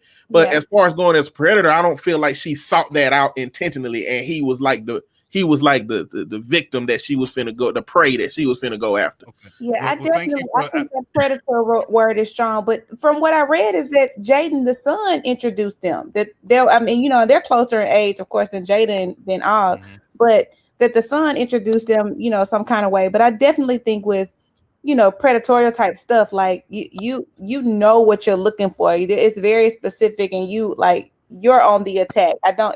It doesn't seem like that's the way that the story, Okay. like Well, how thank it. you. Thank you to the therapist for breaking down what predator. And Based on the like, information, our language. hey, Yeah, exactly. and how Based on you learn. based on last week. Yeah, I mean on y'all definition, I can understand where that it was coming from. Yeah. So it's so many layers to that Mhm. conversation, so many different angles, so many different perspectives. But one thing about relationships is that if we're not in them, we don't know. Very We're true. just not. We're not in it. We can't say what it is. We can't say what work they've done, what work they haven't done. Somebody said, Jada is, she's a popular horse. And I'm like, well, how do we know that? Well, and Who told us that? a friend of mine made a comment. He noticed two things. One, that it was a majority of black people that were doing the shaming, and Will is humiliated, and he's and he's broken and he's hurt. And then he also noticed that there weren't a lot of married people commenting on the situation or Hmm. having anything negative to say, Yeah. because married people understand that marriage ain't easy, and it's real grown up issues and things to work Mhm. through, Yeah. and they have probably can relate because they have been at times where they wanted to separate or break up or had some hard times in their marriage. So I think for a lot of people to comment who can't hold a relationship 3 months and talking about Mm. what Will or Jada did wrong is See? that's just for you to be popular and for folks to get you some likes and some loves and It's some good ha-has. conversation. Yeah, it's good conversation. I have a question, and then we're gonna keep it moving. Um, guys, if you were in a relationship with Jada Pinkett Smith, she's your wife, and the person that she gets entangled with is August Alsina. Are you upset? Are you embarrassed, or are you okay? I mean, go ahead. Really? I thought somebody wanted to say. So that's when I get the check and I gotta go. So Oh, everybody has different standards, different things that they can live with, and kind of take. For me, the entanglement, whatever you want to call it, that's when I get my check. It's time to hit the cashier. We going home. I take my dog bag with me. Thank you. okay. Also, very simple for you. Is it because it's August, or is it just the idea of the fact that she was in a relationship outside of yours? Maybe both. I think the other person is irrelevant. If I'm Will, I'm not married to August. I'm married to Jada, and I know that they have a different type of relationship. I'm not gonna get into that. That's not my business. But for Yeah. me, especially the way she was like super duper public with it, all up in the camera, in the video, dancing. Uh, it's just not something I can get jiggy with. She seemed comfortable. Eddie, Very. uh, your girl chooses August Alsina when you guys take a break. How do you feel about it? If we haven't had a conversation about the rules about us being separated when we separate, then I really can't say nothing. I mean, people when they separate, it's usually a point of contention where we ain't having a conversation about what it's supposed to look like. And Mhm. so I really can't dictate what she do outside of me. I'm not going to dictate. What I could have done was what it take to make the relationship work. And if I couldn't, then end the relationship. But a whole moment of separation where I don't know, am I supposed to expect her to not talk to anybody, not date anybody, not engage with anybody Uh huh. because we ain't together now and our relationship is on the rock? Like that's a recipe for somebody finna have sex with one of your friends. Or said you don't care. You know what You I'm just saying? don't care. Like all of that is the Oh, recipe for that dude that's gonna be like, I need somebody to talk to, and all he do is put his okay. arm on the shoulder, and from there is a situation. You We can know, keep rolling because we don't have a stop set right here. But I do want to ask the question to the ladies. We got to do this part first. We have to establish who the female counterpart is to an August Alsina. Would it be I'm out. You got It don't matter who the female like, counterpart you is. gonna name a boy? no, a girl, like you got Okay. August Alsina. So who's the female like equivalent to August Boy. Alsina? Would it be? I was gonna What's say that like a girl name? Monica or Let's like say Carrie Hilson. I was thinking Carrie Skywalker or I'm Hilson. gonna something. say Seven Some of Streeter. them. Seven Streeter. That's perfect because a lot of people don't really know her. You can think of a couple songs, but like, eh.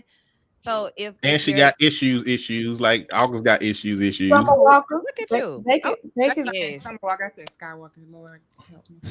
So Summer Skywalker, ladies, you're in a relationship. You all separate, take a break, and he gets with her. Is it over? Can you kind of move on because it's her? Or like, are you trying to figure out how you get her? Like, what is that? Why didn't you pick somebody else? Like, what are your thoughts? What are you doing? You staying? You going? You know what? I can't just be like I was joking saying, "Oh, I'm out," but in that moment, it's just like that whole you don't know what you would do, and I can't. And I know we have our deal breakers, but I honestly feel like would I be willing to talk that thing through and say, okay, how did we get here?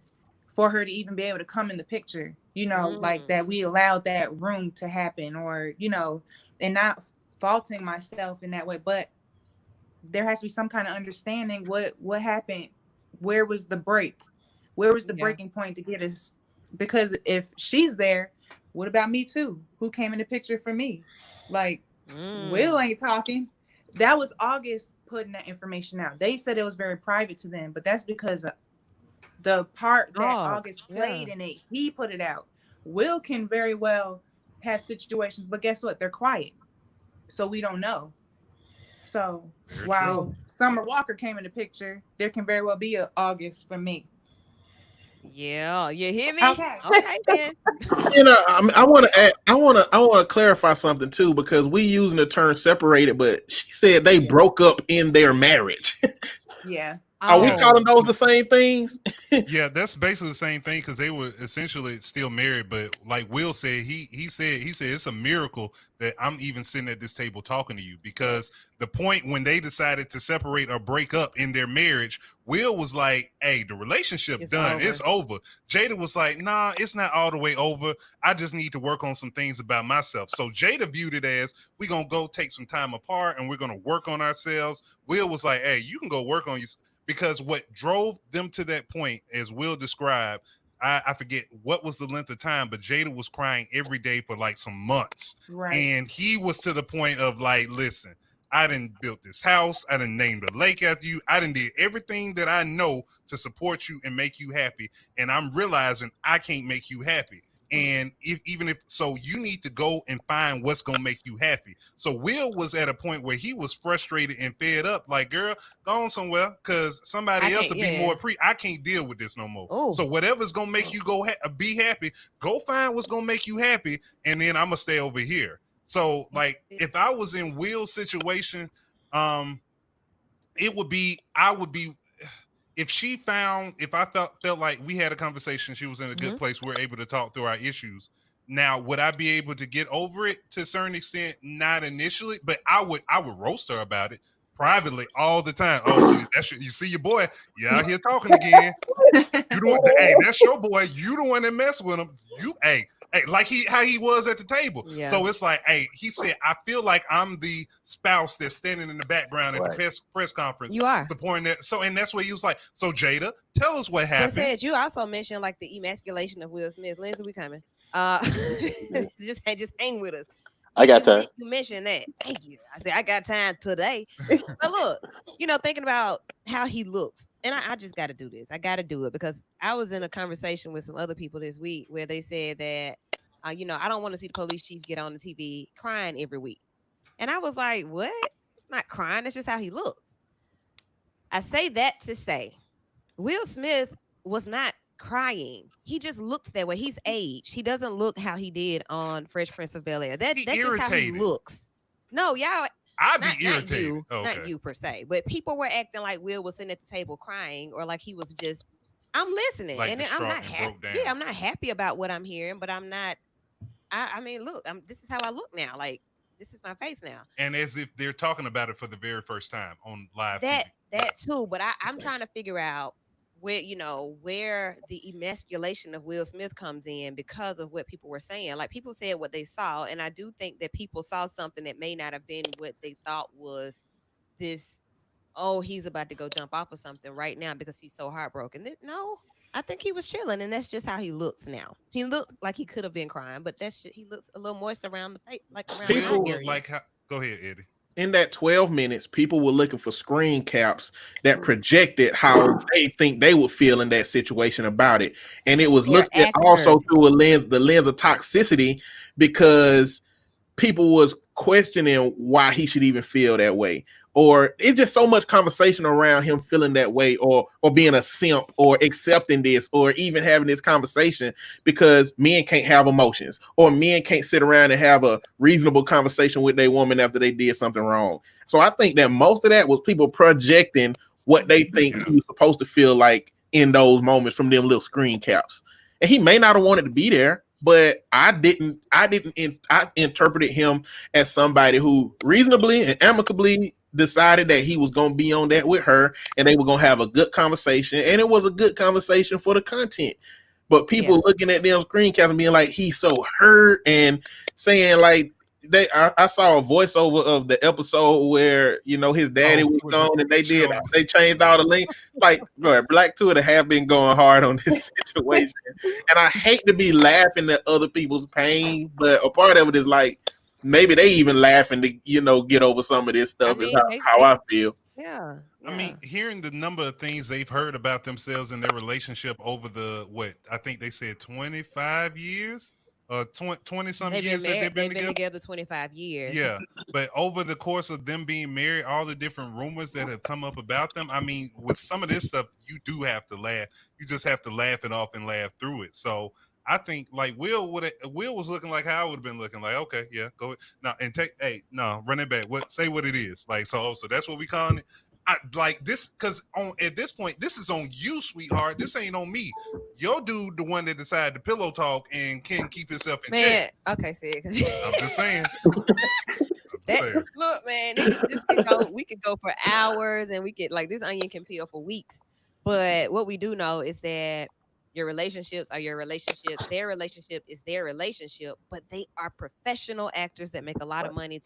They understand ratings, they understand interest, they understand all of this stuff. Yeah. So they also understand that hey, we didn't sign any non-disclosures apparently, and if we did, we allowed him to speak out. So I find it just a great talk topic for DMR. And they didn't even beat up Awesome. on him. Not at all, because they love They him and they healed him. They helped him to get well, they. I well. mean, but they. I don't even. I won't even go that far. I just That's think what they they under. said. Oh, okay. I just think they understand where he was coming from and why it's like, yeah, okay, you saying this. And just to be fair to Jada, everybody's beating up on Jada. Oh, Jada, how could she? We don't know what Will did.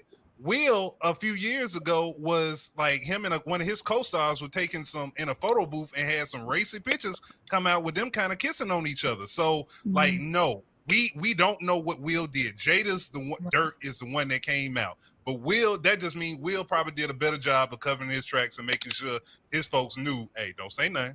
So what it sounds like, if you're gonna, when you take a break or when you have issues in your relationship and you're separated, we decide that hey, we're not divorcing today. We're not breaking up officially. If we're gonna leave room for us to possibly figure this thing out, we need to have rules. Eddie said it earlier. We need some rules of engagement. We need to be able to have a conversation once we decide that hey, this isn't working, or you know what, we need to try to make this work. We need to eliminate all extra stuff. We need to talk about what has happened if we decide to come back. Either we're going to keep it private or we're going to tell. We need to have rules of Yeah, and engagement. and let me just add this point as well about Will. Will's parents were separated for a number of years before his mother even sent divorce papers. He tells the story about how they were separated for 10, 20 Well, years. 10 or 20. 10 or 20 years, and they were Big gap. separated, and her father and her mother sent him some divorce paperwork, and Will's dad asked him, was like, yeah, your mom sent me some divorce papers, what you think this means? Like, so in Will's perspective, like, yeah, I can be separated you for a long period of time and continue on a marriage or continue doing my life because that's what I observed with my parents. Okay. I think you need to entangle with people that need your same level of secrecy. That's what you need to do. Yeah, Watch who you hey, entangle with. mess with August folks who Alsina, got something to lose. yeah, August Straight forward. Alsina apparently had this in the chamber for when he was finna release an album, and he didn't need the level of secrecy that they needed as a couple, so he let loose. But are you still gonna buy the album? Like, is this gonna change you? Like, are you gonna go Google some August Alsina songs now? No. But Okay, some people may. This brings his profile and brings him back up in the conversation. it Because other does. than that, he was irrelevant. I'm Yeah, happy because for I him. had to Google some stuff. I was like, oh yeah, okay. Okay, I, yeah, you. yeah. I like that song. Right, I like right. August. I'm still utterly uninterested. Not Yeah. utterly. Golly. Last comment on Jada and Will from our live. I like this one right here from Tori Green Hills. It says, "Can we normalize healing ourselves first?" And I think that would have eliminated a lot of their Yes, issues before they both absolutely. decided to go jump into an entanglement out of a relationship, and then now it's a situation. Yeah, handle yourself, heal yourself. Two whole people can come together, and if like if you can't be whole with somebody else, be whole by yourself and be okay with that, but But know what you need too, like know yeah, what you need from the beginning. All right. they look to be in a good place now. So let's not act like this happened like just a couple of weeks. Right. This It was happened like years years ago. ago. So they've worked through it and they in a good place. And let's lead them in a good place and not talking about they finna get a divorce now. No, I think they're good. And they're actors, so Yes. all of this could very much be for the next movie that they're I going to mean, they do. Yeah. could have had a conversation with Og and said, "Hey, listen, we're gonna help you boost your career a little bit, All could have be been holding relevant the again." phone while they were going live, like, you say this, you do this, like he could have been directing the whole situation. We Get don't your know because mixtape we're not numbers there. up and get the red tape talk numbers up. Right, right. Very key. Hey, down in the left corner of my screen, we have a friend that has joined us in the conversation, even contributed to a segment that he wasn't even scheduled for. And we always love that when our guests can jump in and just be vital like that. The guy's name is Lindsay, but in the square you see www.theexchange.app and an ASU shirt. What's up? Bow, bow. Where is it? Boom, right there. Okay. Welcome to the show. How are you? I'm doing great, everybody. How are you guys? We are good. So All tell Mhm. right. tell everyone else who you are. Sure. My name is Lindsay McAdory, prior graduate of Alabama State University and CEO of Luxor Technology Group. Luxor Technology Group, we recently developed an app called the Exchange app, which is a business directory featuring Black and minority owned businesses throughout the state of Alabama. Aside from the business directory, we also have a list of videos inside the app. We call it the Empowerment Video Series. Yeah. And those videos show you how to set up an LLC, get an EIN number, and more videos will be coming. Uh, Awesome. yep. That is a big deal. So I know with the whole, like with every movement that we've been moving through right Right. now with COVID-19, with cultural movements, racial movements, political movements, that's been a conversation on everybody's mind about, buying black and identifying black businesses. Everybody's like, I'm gonna start an app, I'm gonna make a book. Everybody. But you're doing it, Right. it's already up and Right. running. You got videos that are teaching people how to do it and it's free. Free Absolutely. So that info. Yeah, free 99. It'll always be free 99 to consumers. We do give businesses the opportunity to upgrade their profiles, but you can get listed in the app for free, right? So you download the app, the Exchange app, and you go, you'll see a little question mark in the bottom right corner. You click that, fill out the form, and boom, you're in the app. We do have to vet you, make sure you're registered and all that good stuff. But after that vetting process, you're in the app for free, and you can choose to upgrade your profile to the Juneteenth package or to the Black Wall Street package, and both those packages include different things. Man, this is good. Mhm. So, Yeah, this is the season. We had a business owner that's not even really, well, yeah, she's a business owner. So you think about what a business is. Lindsay, what would you say before I even go where I was about to go that a business is? What is a business? simply put, I believe a business is an entity that either provides a product or a service and brings value to a customer base. Just simply stated. Uh, Now, what makes your business unique, your differentiation factor, that's up to that particular business.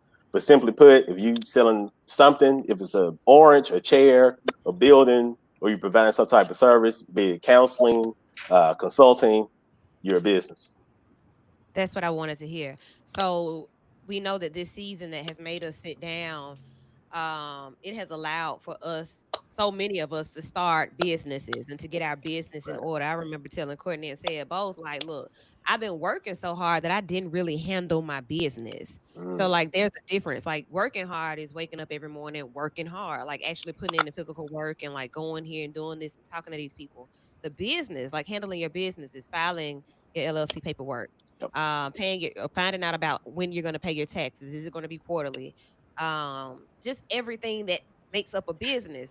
So I know a lot of us have found the time to do that during COVID. Would you say that you've seen like a spike in support and numbers during this break, or were you already up and running before COVID, or is it new? So this project was a long time coming. We started on this 2 years ago, and we would pick it up, put it down, get paid work. Pick it up, put it down. But we actually launched on Juneteenth of this year, so we're less than 30 days old live in the app in the market. But the enthusiasm around this has been huge, and it's been really timely with the Bad Black movement, blackout movement, everything that's been happening. When we launched, people gravitated to it, and we've gotten like really, really good support, and we're really excited about the future. Uh, Mm. what I like to tell people is that this straight up FUBU model, like Black Fingers coded this app. I love to tell everybody that me and my two partners, we all went to Alabama State. I met Hey, my ASU baby. So I met one of my partners. I met in 2001 on the first floor of Benson Hall. That dormitory don't even exist woo, anymore. That's how old I am. And then my other partner, he pledged Alpha a couple of years after me, and my first partner pledged. So HBCUs without Alabama State University, this app would not exist. I can 100% say that. That's what's up. that's what's up. Lindsay, what I high love school it. did you go to? Awesome. I went to Fairfield High School. That I great. was just I trying think to I see a couple other find people his way with in some the Fairfield conversation. connections Like, on here. 350 Oh, 864. like we're I talking forgot about about that. My bad. so connection is everything, and Oh, it you makes did that me, on purpose. he did.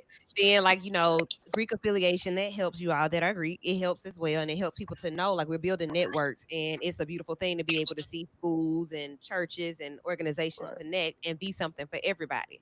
When you were talking, I was looking at my screen, and in this screen, I see one, two, three, four, five, six Black business owners. All Yeah. of us are business owners, and our businesses are at different levels. However, an app like the Exchange app is a tool that we could all get something from and benefit from, right? Absolutely, and we're not finished developing it either. So this thing is a living, breathing app.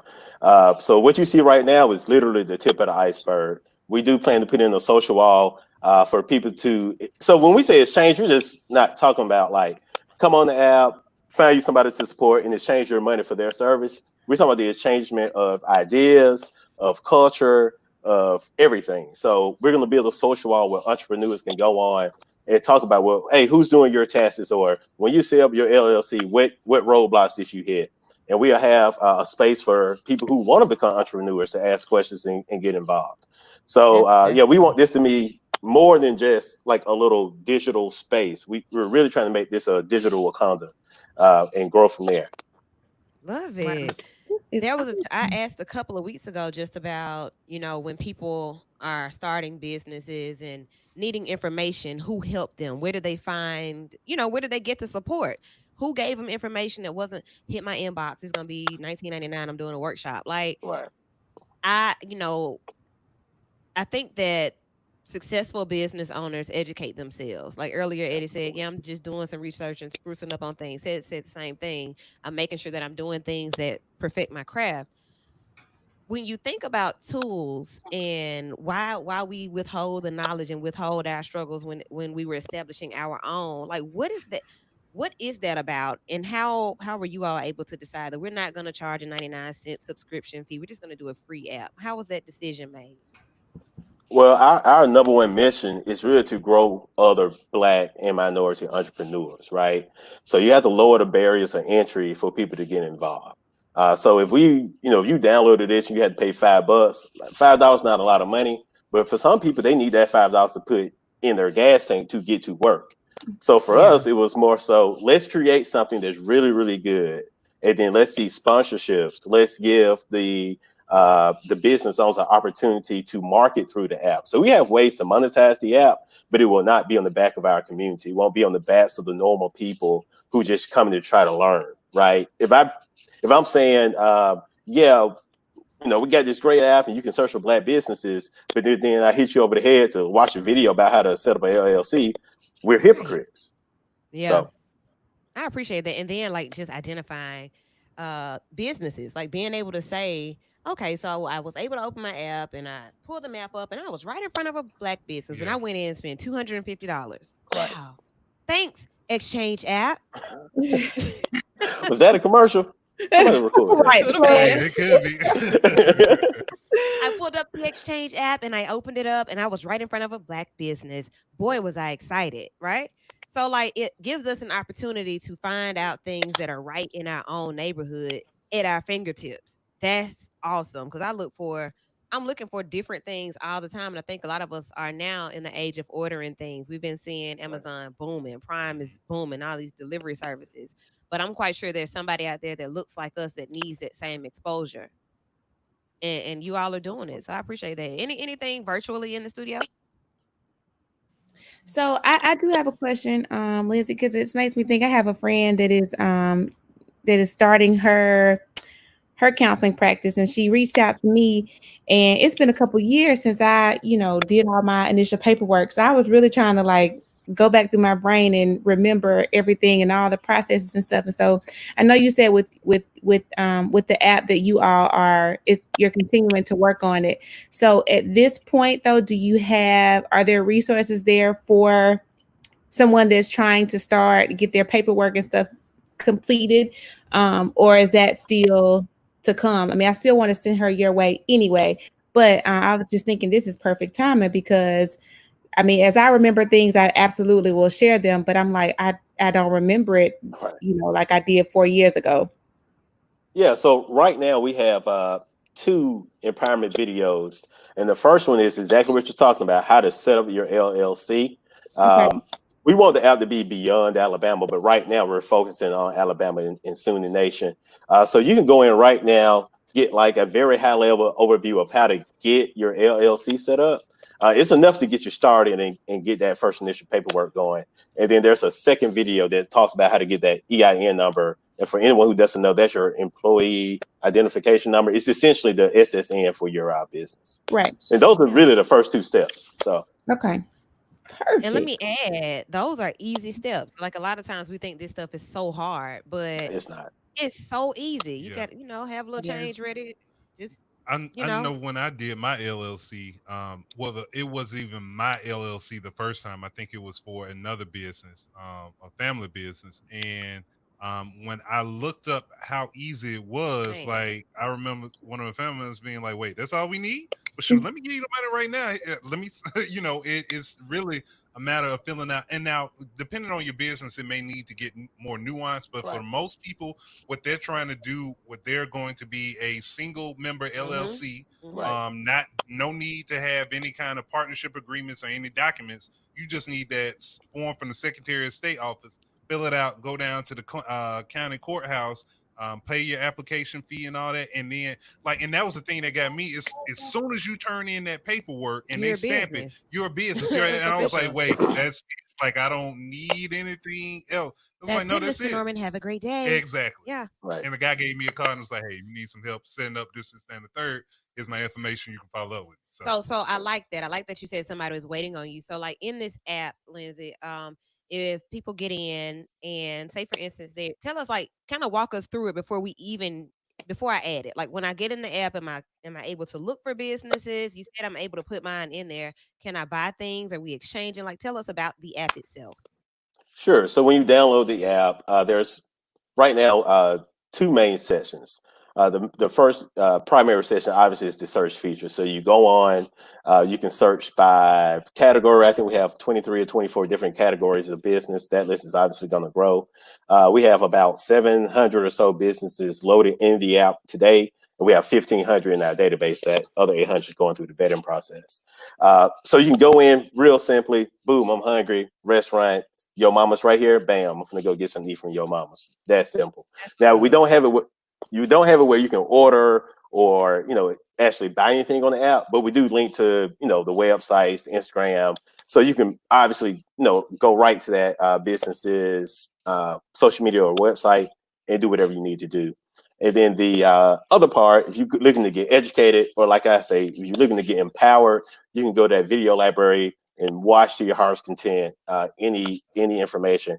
And if you if you want to know something and it's not there, email us at the info@theexchange.app. We are looking for recommendations. We love to develop the content. So if there's things you want to see in the app that's not there, let us know. For everybody who likes to save money, in a few weeks we're releasing what we're calling the Exchange Saver. I'm not even sure I'm supposed to be saying this right now, but I'll fight my A partners later. vital exclusive. Vitable Right, exclusive. right. I'm breaking it Let me right now. play a feature. Okay, hold on. Let's go.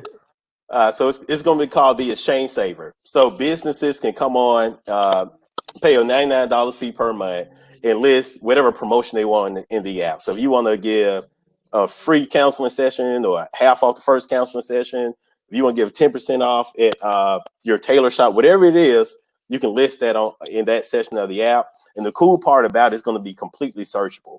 So you can filter by restaurants, you can filter by, whatever, tax account or whatever you want to look for. You can filter it, pull it up, engage with that business and and hopefully that business gets paid and you get your service or product that you're looking for. That is amazing. I'm so excited about the app. I hear you mentioning counseling services. Um, Yeah. so that is one, two, three of those. So we're gonna get in there. People are gonna really be helped. Like we can actually do what Jada and Will tried to do. Then we have fitness. Christine, she's gonna put hers in there. And Yes. said he's gonna put his in there. So Envision is something totally different. I'll let him tell you about that on his own time. He's gonna tell you about his stuff. I won't speak for everybody. However, what I will say to you guys is that this is something to take advantage of. We have to support our own because they are absolutely supporting us. So that's what this is all about. Lindsay, I have another question about the vetting process. You said that there are about however many hundred businesses waiting.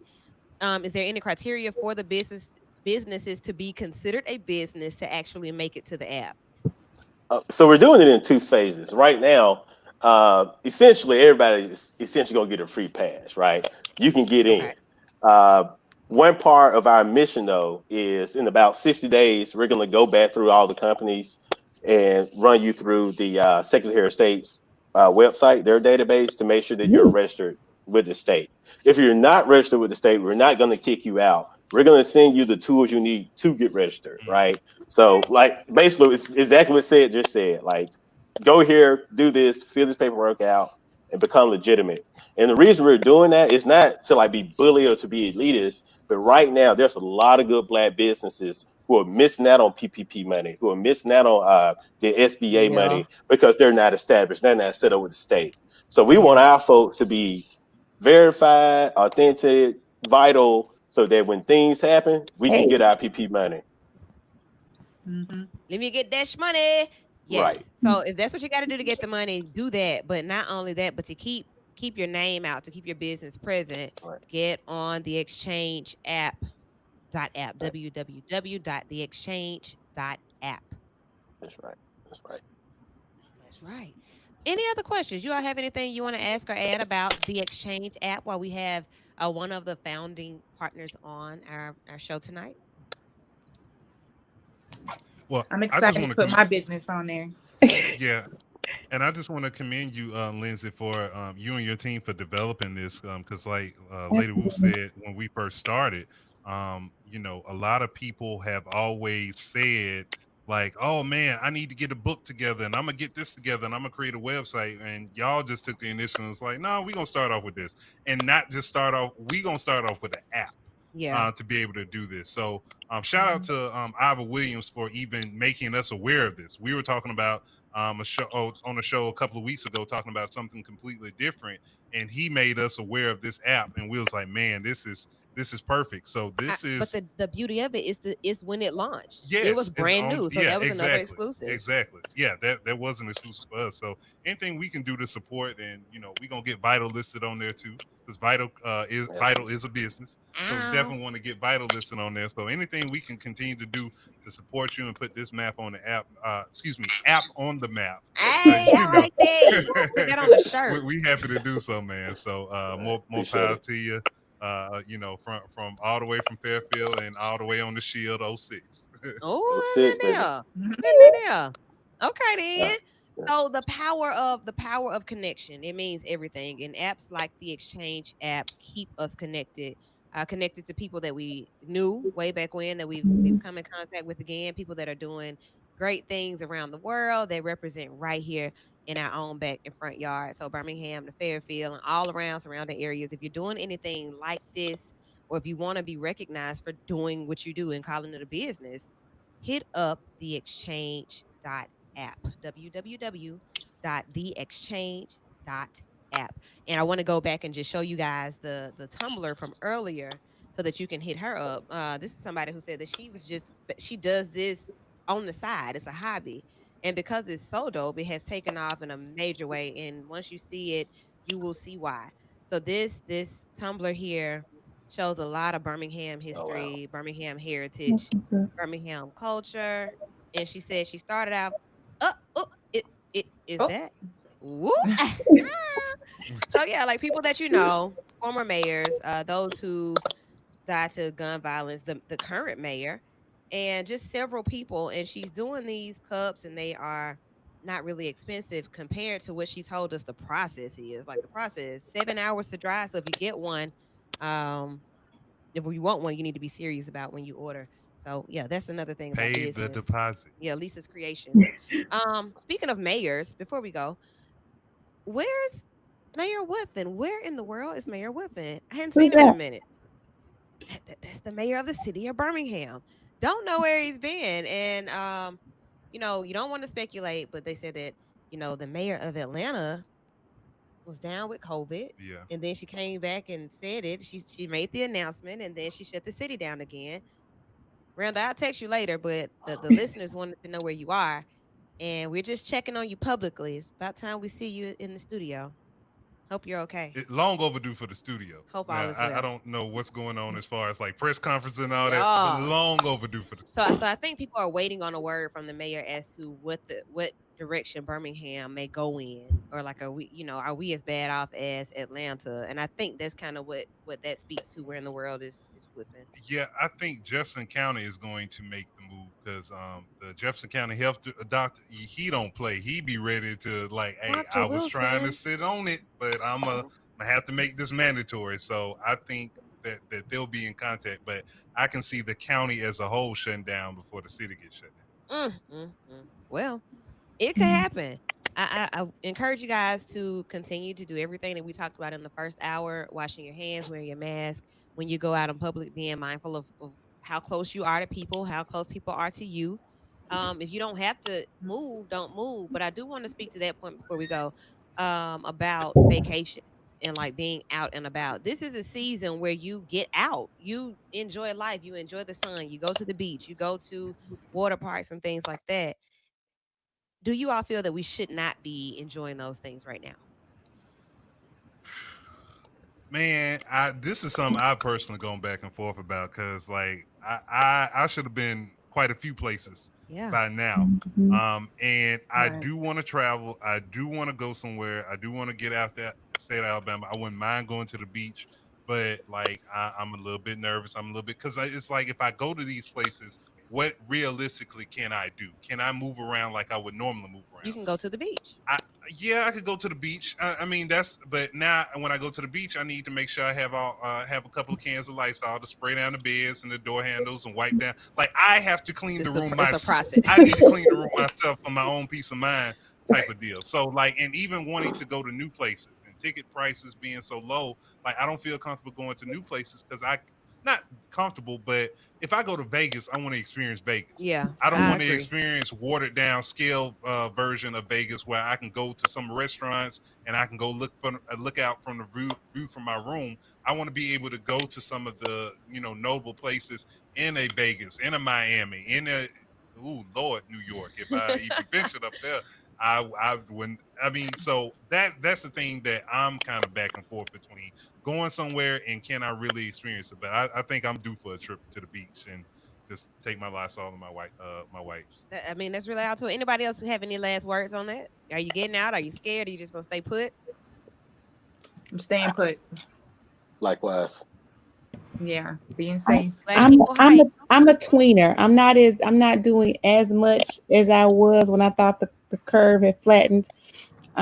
So I'm sitting more than I was, but I might take a little ride every now and then. I'm there. I'm there because I just feel like whatever you can get at home, you can get anywhere else. Whatever you can get anywhere else, you can get at home. So if you're Very true. taking the necessary precautions, you are, if you stop, if you're on the road doing a road trip and you need gas, you put a glove on, you pump your gas, you wash your hands, you get back in the vehicle, you roll, you keep your mask on. Yeah. But now doing something every day or every week, maybe not. And Right. I just recently took a road trip last weekend to go see family up in Cincinnati, Yeah. and it's like driving up there and getting out and getting gas and seeing the amount of people walking around in the store without masks and Mm. all that. I was like, oh, it's not mandatory for y'all. Y'all done lost y'all mind. Like y'all looking crazy. Oh, I see what's I happening mean, up I here. see what's going Right. on. But while I Right. was even in Cincinnati, they were considering making a face mask ordinance, making it mandatory to wear face masks. But like when I was with my folks, now, hey, you got your mask on, go back in the house, grab that mask. We ain't going nowhere without it. So we know it's a southern thing, but the main thing is to just be real about it and stay safe. For all things vital, be sure to check us out during the week. Every Wednesday, I'm going to do it every Wednesday at 7 p.m. Check me out on social media at Lady Woo for Woo Wednesdays. This coming Wednesday, we will have a sit down conversation, not a red table. We're just going to keep it 100 with Mimi Williams about her new book, The Fourth Wife. Oh, my goodness. Y'all, the book signing yesterday. Yeah, it was epic. Christine, what you say? Yep. Boom, boom, Yep. boom. So yes, man. Be sure to tune in Wednesday at 7 p.m. for that conversation. That's another black business owner doing great things, pushing some information, pushing her own personal story out to the public. Yeah, yeah. Yeah, she's Just not waiting for a og to tell yeah, her. no, I'm gonna tell it. I'm gonna tell it Right myself. now. Right. So yeah, to hear the beginning of it, catch me Wednesday at 7 right here on social media. Um, if you're not on social media, you might want to get on. Outside of that, I think that's it for us. Where can they find you on social media though? Woo? Lady Woo, Vital Show, If spelled they're not all the on same social way. media, will there be access to watch or listen? They can come to the studio and look in the window. I mean, I don't really know what else to tell them. I mean, they can get on YouTube and look it up Yeah, on they can do YouTube. YouTube. I Yeah, mean, but but like outside of I don't that, even know why I outside ask people questions. that. You people. I mean, you come up to the That's window what I and said. I said what I said. she did. Great show tonight. Thank you so much to the Exchange app. Thank you to Lisa's Creations Thank and, of course, to our home airwaves at V94.9. Be sure to check us out every Sunday at 7 p.m. as we talk about all things, everything that's vital. We're going to come back probably Wednesday and touch on a little bit about the Galleria Mall shooting. The culture of canceling, the cancel culture, and who's been canceled. We're going to give you those updates weekly too, because somebody's getting canceled every week. Courtney, that seasoning that I use in the corn dish, the Girl, main I'm so seasoning. sad that I didn't go get it like 2 weeks ago because I wouldn't feel nearly as bad. I saw that, and I'm like, if I go Yeah, get it, it won't. Yeah, I can't do it though. I can't. yeah. You They need maybe a you new. could They just need a pour new some in tea, a little y'all. bag for me and give it to me since it's already purchased. We got to figure it out. We need a black season maker. All right, guys, have a great week. It's the top of the hour. Enjoy the rest of B94.9 for tonight. Catch us on social media. Good night.